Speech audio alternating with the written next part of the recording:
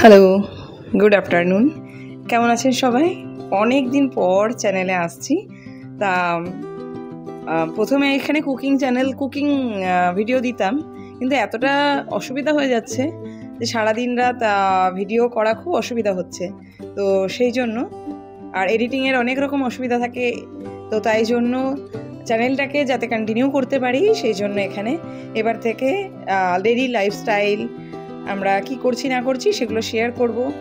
আর যেভাবে আপনারা কুকিং চ্যানেলটাকে ভালোবেসেছিলেন, তো আশা করব সেইভাবে এই চ্যানেলটাকে ভালোবাসবেন এবং যারা আমার চ্যানেলে আসবেন অবশ্যই একটা করে কমেন্ট করবেন।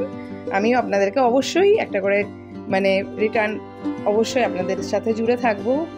আর আজকে কি করলাম ছোট্ট একটা ব্লগ করছি, তারপরে এরপর থেকে কন্টিনিউ করবো এই চ্যানেল। তো চ্যানেলটির সাথে অবশ্যই জুড়ে থাকুন, ভালো লাগবে।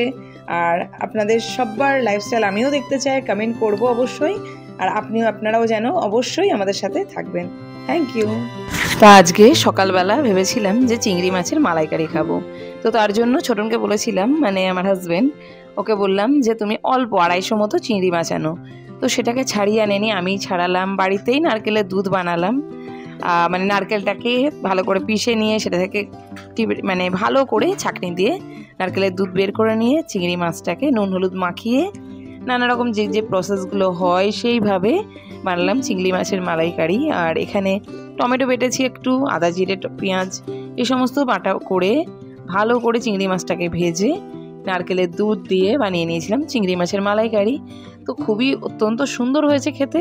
আর লুকটা কেমন হয়েছে দেখাচ্ছি, দাঁড়ান। আমার তো চিংড়ি মাছের মালাইকারি হলে আর পাতে কিছু লাগে না। তো এটা খেতে যেমন সুন্দর হয়েছে, দেখতেও সেরকম সুন্দর হয়েছে। কিন্তু ব্যাপার হচ্ছে এখন ওরচি পড়ছে। ও এতক্ষণ টেবিলে বসছিল, ও বললো আমি এবার নামি, আমি নামলে আমার হাতের লেখাটা বেশ ভালো হবে। ও এখন লেখালেখি করছে, তারপর খাবে।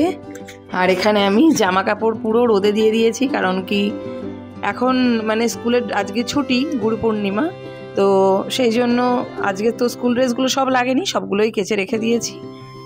আর ব্লগটাকে বেশি বাড়াবো না, আজকে এটুকু করেই ব্লগ দিয়ে এখন কয়েকটা দিনের জন্য। যদি ব্লগ ভালো লাগে অবশ্যই যেন পাশে থাকবেন, আর আপনাদের সহযোগিতা একান্তভাবে কাম্য। সবাই পাশে থাকবেন এটাই আশা করব। Thank you.